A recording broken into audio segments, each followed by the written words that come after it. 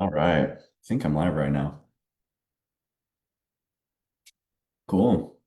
Oh, almost. Let me put this over here.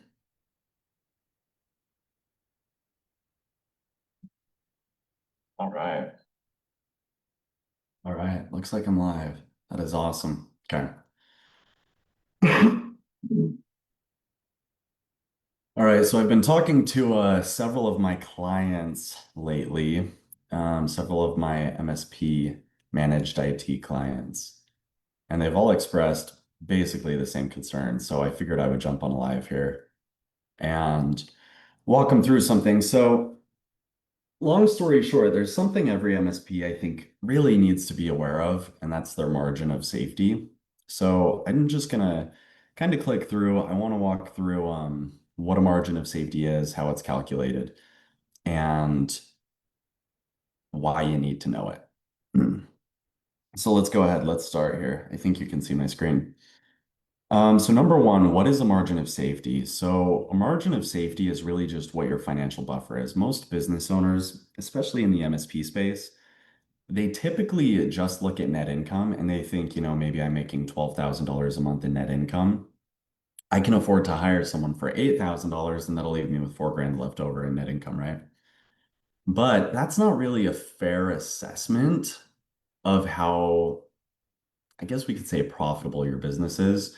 So your margin of safety is probably a better measure of what we should be using to make those decisions. So your margin of safety, I have right here, it says it tells you how much money you can lose before you're in the red. So before we do that, we need to know what our break even is. I'm going to give you guys an example. Let's say you're an MSP doing all your IT services and you have $60,000 a month in revenue. If you look up here, here's my example. Most MSPs, in my experience, they're trying to target 70% in gross margins, which is really just going to be your tools expense. Most MSPs don't include any sort of labor expense up there, but we'll call it 70%. And let's say this MSP also has $30,000 a month in fixed costs. What that means is their break even is going to be $43,000 a month. So every dollar that they make above 43 grand, they're going to make 70 cents on, which is their gross margin here. So first we have to know the break even. Now we're going to calculate that margin of safety. And by the way, too, if you want to do this for yourself, I created a spreadsheet that I'm going to put in the comments of this. You can go ahead and just download a version of that and punch in a few numbers, and this will automatically calculate everything for you. So, all right, let's move on to the margin of safety now. So your break even, if your break even is $43,000 a month, what that means is your margin of safety is 17 grand. So 60,000 top line revenue less the 43 break even. That means you can lose $17,000 a month in MRR before you're not breaking even anymore, right? And expressed as a percentage, that means you could lose 28% of your revenue. Now, let's say that you are thinking about hiring a VCIO, or maybe it's a CPA, whatever it is. You're thinking about hiring someone. Let's assume that person costs you 8 grand a month. So now we're going to run this scenario again. If you look up here, you can see your fixed costs will go from $30,000 a month to $38,000 a month. Now, really, maybe this VCIO isn't on retainer. Instead, they might be paid hourly or, per project, whatever. But for the sake of this example, we're going to say they're on retainer. So $8,000 a month, what's going to happen is your fixed costs will go up 8 grand, but now your break even point, if you look back here, it was 43. Now your break even is 54. So your margin of safety went from being $17,000 to now being $6,000. Or again, expressed as a percentage of revenue, that means 10%, you could lose 10% of your revenue and not break even anymore. So you went from being able to afford 28%, which is very healthy, to now only being able to lose 10% of your revenue. If you lose more than that, you are no longer breaking even and you're actually net cash negative. So then the question becomes, let's say you hire this VCIO. Is your largest client larger than $6,000 a month? Because if they are, what's going to happen is if you hire this VCIO and you lose your biggest client, you're now not breaking even anymore and you're net cash negative. You're actually having to either inject capital into the business or take on debt or do any sort of variety of reason or any sort of variety of solutions um, so that you can sustain this business because you're no longer breaking even. Okay. So now let's compare the two. This is before the VCIO. Let me go ahead and move this. So before the VCIO, your net income was 12, your margin of safety was 17. After the VCIO, your net income was 4, and your margin of safety is now $6,000 a month. Now, the math here is a little bit tricky, and a lot of MSPs, they might look at this and they say, well, how can an $8,000 expense drop my margin of safety by 11 grand?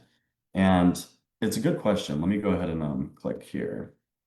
So an $8,000 expense, the reason that it reduces your margin of safety so dramatically is because every dollar that you add in fixed costs requires more than a dollar in revenue to cover it because of your gross margins. I have it laid out here. Every $1 in fixed costs needs $1.43 in revenue to cover it at 70% margins. So it's interesting to think about. If you're just looking at that net income, you might think, I'm fairly secure in where my business is at right now. If I were to bring on that VCIO for 8 grand, I'll still have a healthy net income. In reality, I think it's more important and more valuable to actually use this margin of safety metric to measure whether or not it's worth bringing on someone. Now, here's something to consider too. If you're going to bring on someone who is like, let's say, a marketing specialist, and you think they're going to produce results, then there's a direct ROI to bringing on that client or that employee. But if you're going to bring on someone like a VCIO who really might just be kind of considered a value add service to your MSP business, then in that case, it may not be worth risking it because if you were to lose a client that's producing more than $6,000 a month in MRR, that means now you're no longer breaking even. If that was for a marketing person, then it might be worth that risk temporarily because in the long term, if they're going to help you bring on more clients, then it's worth sort of entering into this risky area of only being able to afford to lose 10% of your revenue. So pretty interesting calculation. A few things to consider. If you are going to run this calculation on your own, which like I said, I have a calculator that you can use for it, I would, it's worth considering employee labor and where that goes. Because in proper accounting, labor should sometimes go inside of the cost of service section. MSPs typically only include their tools expense, anything like Kaseya in their cost of service. So it's not really a true metric of gross margin. So you may want to incorporate whether or not you're calculating. You may want to consider calculating your margin of safety using contract labor. Some of that might go up in that cost of service section. So if that makes sense. Um, we can do it a variety of different ways. Really, it's on a case by case basis, and we have to look at what's the employee and do they directly deliver the service for your MSP. So that's number one. I would also consider too, MSPs typically have MRR and project work. If your MSP if 90% of your revenue or even 80% of your revenue is coming from MRR, it's probably not worth considering breaking out the project revenue. But if you have a lot of project revenue, then you may actually want to run two different calculations, one for MRR and then also one for project. Um, just because the margins are different for that. In this example, we calculated it based on 70% margins. You may want to do it for, 70% margins for MRR, but it might be 60 or 50% margins for project, and that would affect the calculation. So maybe you want to run it twice and break out those two different revenue sources. Last, if you have any non-cash expenses, that's going to affect your calculation. So for example, I have a client who bought a car this year and they're going to be depreciating probably all of it. And so what that means is that's a non-cash expense that's going to hit their P&L. That's going to affect their calculation, but margin of safety is more or less based on cash. So you may want to remove any sort of depreciation expense or any non-cash expenses when you run this calculation. Or you could meet with me. I would be happy to run through this exercise with you. Now, if you want to do it on your own, I do have a little calculator here that I developed for you. I think you can see this right now. Um, so I'll go ahead and leave a link to this in the comments. All you have to do is open up this spreadsheet, come over here to file, and then you can download a copy of it into either Excel or I think you can actually make a copy inside of Google Sheets too if you want to do that. But all you'll have to do is just follow these steps. Just punch in the numbers here for your own business. So for example, we talked about if your business was doing $60,000 total revenue, not just MRR, all of it. Your cost of service was 18, and then your fixed expenses were $30,000 a month. That means your gross margin is 70%. This is your break even. You keep going, you can see this is what your margin of safety is as a dollar amount. This is your margin of safety expressed as a percentage of revenue. So you can afford to lose 29% of your revenue and still break even. And then we also have, if you keep going down here, let's say you want to hire someone like that VCIO at $8,000 a month. That would change your margin of safety from 17 to now $6,000, which would be 10% of your revenue. And then lastly, do you have a client that pays you more than whatever that new margin of safety is? That's worth considering. So pretty cool little calculator. It might take you all of,